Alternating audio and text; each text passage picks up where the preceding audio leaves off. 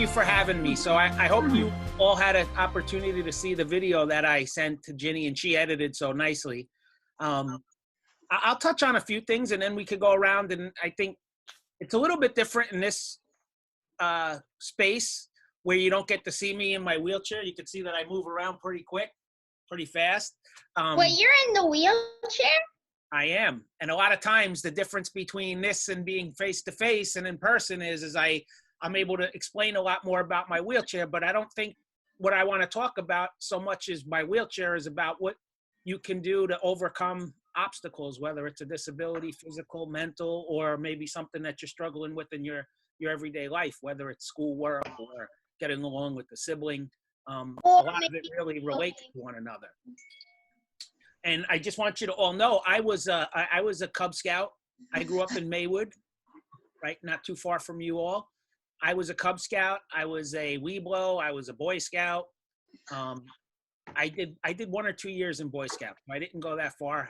By that time, I was in high school, and I started to be really involved in sports. And I played. I went to Hackensack, so I played all different sports, and that's really where my focus was.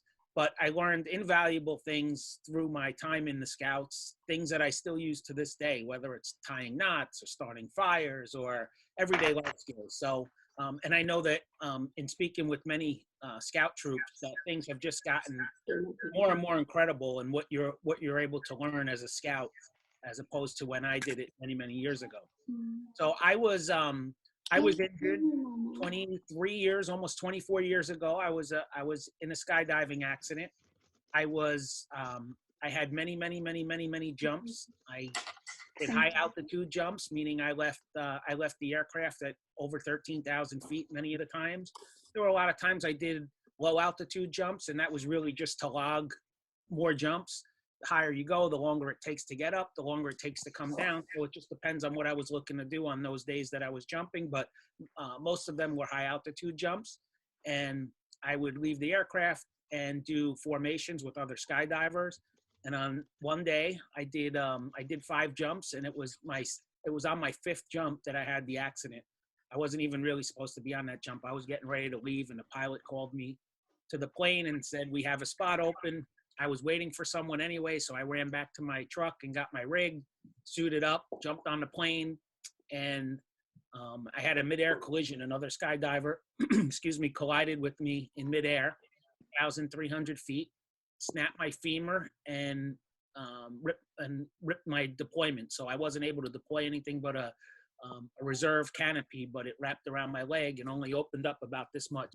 I hit somewhere between 85 and 95 miles an hour, and I broke both ankles, my tibia, and I snapped my pelvis and broke my back. And that's dangerous. It is dangerous. The back is what caused the paralysis. So I have a spinal cord injury. So your spinal cord injury is about the size of your pinky, and it runs from your brainstem all the way down to through your sacrum. And there's all nerve fibers that come out. And that's what gives you the ability to move, respond, and sense sensory. So whether it's hot or cold or wind or warmth.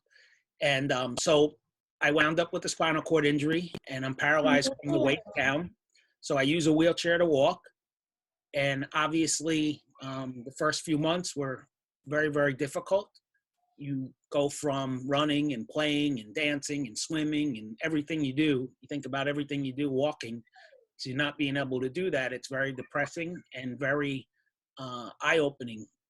So probably about 3 or 4 months into my injury, I was tired of being upset and thinking about all the things that I couldn't do. And I really just found it in myself to live a good life. And I told myself that I'm not going to deny myself of anything, and I just go after whatever I want to do. Did your bones heal? I'm sorry? Did your bones heal? They did. Your bones heal? They did. I had surgery, so I have rods and plates, but yes, they all healed. So can they help you walk? Can you walk? I can't move my leg, but I have strong upper body, so I have long leg braces and crutches and a walker. Wait, so you can not move without your crutcher, but you can move Jackson, I'm going to ask you hold the questions to the end because we're getting some feedback. So please, let's go ahead and mute your mic and we can ask those questions all at one time. Thanks. So thank you. And I'll get to your question. So, so I started with rehab. I did 4 months of inpatient rehab, and I did a little over a year in outpatient rehab. And that's really where I got to spend a lot of time. I know Ranouk was talking, she's a physical therapist, so I'm very thankful. I'm really still really good friends with both my OT and PT. They were my age at the time. They were just out of school, so we still have a relationship to this day. I worked with one of them for 15 years when I was a regional sales director at Johnson & Johnson. So we worked together for a long time, and I have the utmost respect for everything they do. But that's really where I started to learn the things that I could do and challenge myself and really push what I really thought in my heart I could do. And there was really nothing that I didn't think I could do, but I really pushed myself to try new things. And in the video, you saw us water skiing and snow skiing. I did both of those things when I was able to walk. And I was given the opportunity to try them. A few years after I was injured, I was nervous. I didn't want to do anything. I was scared to get more injured. So I didn't really want to try too many sports. But then after a number of years, I said, I want to start having fun again. And that's when I started to snow ski and to water ski. And it's challenging, but it's really not different. It was like the first time I ever stood skiing is how I could equate it to when I would sit ski. But I persevered and I practiced and I got good enough to do it on my own. And I enjoy doing it. It's as dangerous as someone that stands. So you take that for what it's worth. You have to weigh the risks. I'm getting a little bit older now, so I've cut back in the amount. I had an accident, a skiing accident 2 years ago, and I injured my shoulder, and it really made me start to think how I need to be careful because my arms are everything. That's how I get in and out of bed, in and out of the shower, in and out of my car. And for 3 weeks, I couldn't even lift up my arms, so it was brutal. I struggled to do everything. So I cut back on the amount of risky activities that I do. Luckily, I'm in good shape. I exercise 5 or 6 times a week. I do CrossFit. I do cardiovascular. I have a stationary arm cycle, and I also have a recumbent bike that I take to the park, and I do 18 or 20 miles in a day when I go out. So I do stay active. It's important. It's something that has really keeps my mind sharp, lets me get away from some of the everyday stresses of life, whether it's work or dealing with colleagues or sometimes dealing with friends. But I've tried to do everything I can to lead a good life, and I think I'm doing a good job. I try hard every day to help other people. My job, I manage a nonprofit in New York City that's been around since 1946. So every day I interact with others that aren't as fortunate as I am, and I'm able to help them, their family, their caregivers. So it's something that I'm not only proud of, I'm honored to do. And I also have an interest in politics. And 3 years ago, I decided to run for city council, and I was elected by a landslide. And after my first year, I was elected mayor. So I'm mayor during this difficult time with COVID-19, but it's in itself has been rewarding. It's also been challenging, but it's given me the opportunity to interact with a lot of other politicians. I meet with Governor Murphy's office. I have a standing call every week with them. I meet with our Congressman Gottheimer once a week. And I meet with our county executive, Jim Tedesco, once a week. I was actually with them today in Lodi. We're bringing a mobile testing site to my town. And I went to Lodi where they had it set up today to see how they have it. So I took my chief of police there and my OEM director. So we were there and got a chance to see how it is. So it's given me the opportunity to really broaden my horizons and learn about a lot of different things and really understand how important government is. And someone said president when we first got on, and I was like, nope, just a mayor. But in many aspects, in many cases, mayors and local municipalities set the tone for how the country runs. We have so much responsibility everything comes from the federal government, but I can tell you in a time like this, from a budget standpoint and the funds and the amount of money that we're losing in tax revenue because people aren't working, we have to be creative at this level because we just can't rely on the federal government to bail us out. So it's been challenging, but it's been eye-opening and it's been rewarding because we have to come up with various solutions, and being able to lead a team of other council people, where we don't always see eye to eye, but when at the end of the day we're trying to do what's right for the individuals and we make concessions and compromise, it's important. So there's been a lot of valuable life lessons, even for me, that I'm going to be 50 years old this year. So for me to be able to learn at this age is something that's special to me. So I think I went through at a high level where I am today and how I got here. So I don't know, Ginny, if you want to ask any specific questions before we open it up. Yeah, I'd like to know, you mentioned a lot about your work and how you have to get along with other people and how you're handling this COVID crisis. Are you better at that because you've had to do that on a personal basis, overcoming this being in a wheelchair and having not been able to walk again? Yeah, one of the biggest things that I use every single day, and it's something that I never forget, but it was when I was first injured. The first time I went out of the house was I was injured in November. I was released from the hospital the latter part of February. So I was in the hospital for 4 months, close to 4 months. And I went to a mall with my girlfriend, and I'm an outgoing person, always have been. And I just felt so introverted and felt like everyone was staring at me. And I went home and I cried to my girlfriend and I said, I don't ever want to go out again. I just felt like everyone was staring at me. And she said, you just need to look people in the eye. If they have a problem, it's their problem. It's not your problem. And it really hit home. And that's something that I do. And I'm a much better, I have a much better ability to read people now, because when I meet them, I stare at them. Not that I'm staring in a bad way, but I always make eye contact because I think that that's really important. So in many ways, that's given me the confidence to just go about doing what I need to do. And yes, it has taught me, by some of the things that I've overcome and the interactions that I've had to have with people. And, a lot of times it's not, a lot of times even meeting children for the first time, I think that they're much more honest than sometimes a parent, where a parent will stare at you and wonder, oh, what's this guy doing in a wheelchair? Whereas a kid will come up and push you or say, hey, that's cool. Or, it's just, I don't know, it's refreshing. So yes, I've been in many, many situations, and certainly all of that's helped me to be able to, communicate and articulate some of my thoughts and how I feel and why I have positions that I have. And it definitely has made me better at both my job, full-time job, as well as being mayor. And what do you recommend that we do as scouts when we see somebody with a disability or someone in a wheelchair? How should we approach it? Yeah, absolutely. I mean, listen, I don't think that there's a one size fits all for everyone.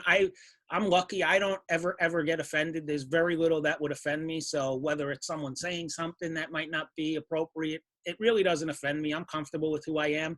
But I know thousands and thousands, and have met thousands and thousands of people with various disabilities, and not everyone's the same. Some people get offended by the littlest thing or the slightest thing. My opinion is always to be honest and approachable. And I would certainly want anyone. I feel like if someone comes to me and has a question, I want to answer it, because I don't want them to see another person next time in a wheelchair and think that you have to feel sorry for them, because that's not what it's about. I don't want anyone to feel sorry for me. I have a great life. I have everything that I want. I'd love to be walking, but I'm not. I don't live to walk. I live to live. So I think by, I open and embrace people asking me, and I know for the most part, people with disabilities are the same way. They want to be approached, they want to be able to tell their story, and at the end of that period.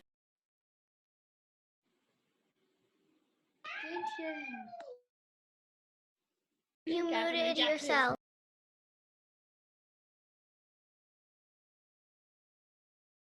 You're muted.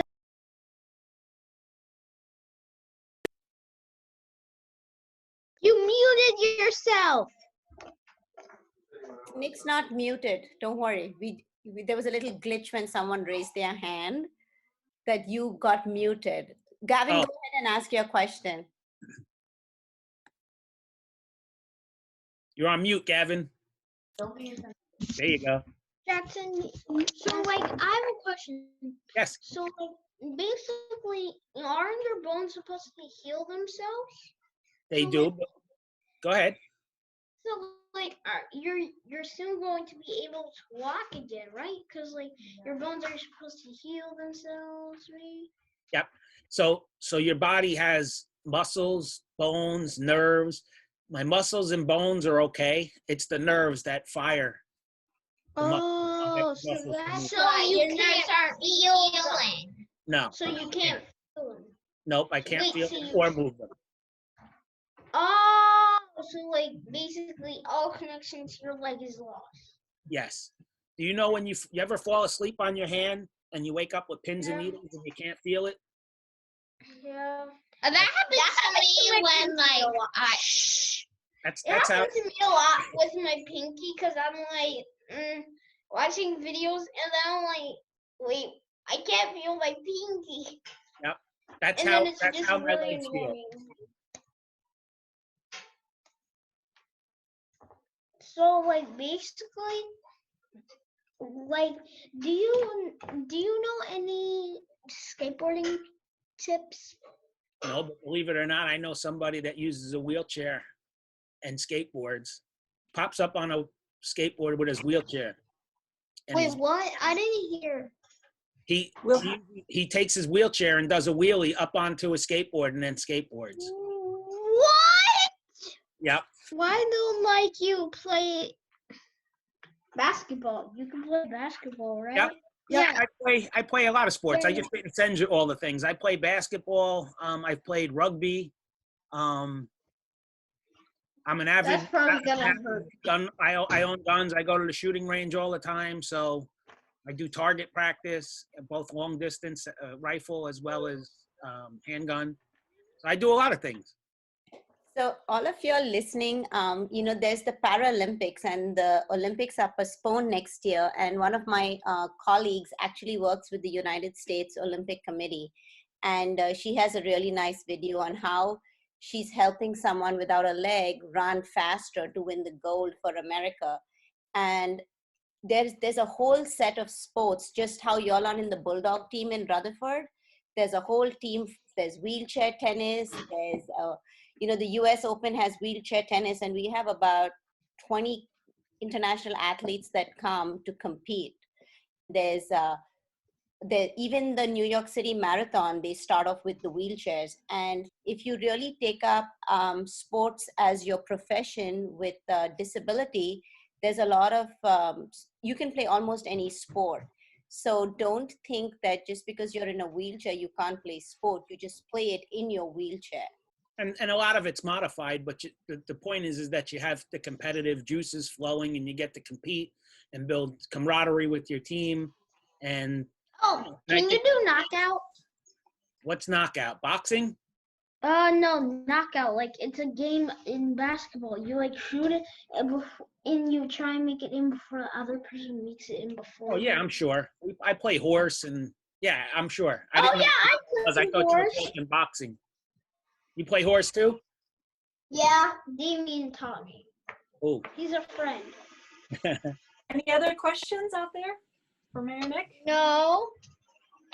I think Mason might have one. I want to know if Nick ever skydived again. That's a great question. I get asked that all the time. I would love to. I don't have a fear. I've never had a nightmare. I only have positive dreams of skydiving. It's an adrenaline sport. I still, anytime I see it on TV, I'm fascinated by it. I loved it. I just wouldn't do that to my family. My family means the world to me. And I know what they went through when I first was injured. Both, you know, they didn't even know if I was going to survive at first, and then to be able to survive and then go through what I went through and come out of it. I don't want to do that to them. I wouldn't scare them that way. So that's Mason's birthday present when he's 18. He's been saying it for years. I'm like, when you're 18, we'll jump together. Yeah. We I were don't just wondering. encourage it. It was an accident. You probably have a greater chance of getting in a car accident than in a skydiving accident. It's just an accident. Thank you. Thank you. Have you ever played like those role-playing games in the 90s? And what role playing games? You know, like Dungeons and Dragons. Nah, I wasn't much into board games. I liked being outside playing sports. I like being a nerd. How does your disability help you with being the mayor? I don't know if it helps me. I know probably helped me get elected. I know people were inspired when I hit every single home in our town. So I went to we have almost 6,000 residents. So I went to every single home. I started on July 5th, the day after 4th of July, and I finished up the morning of the election.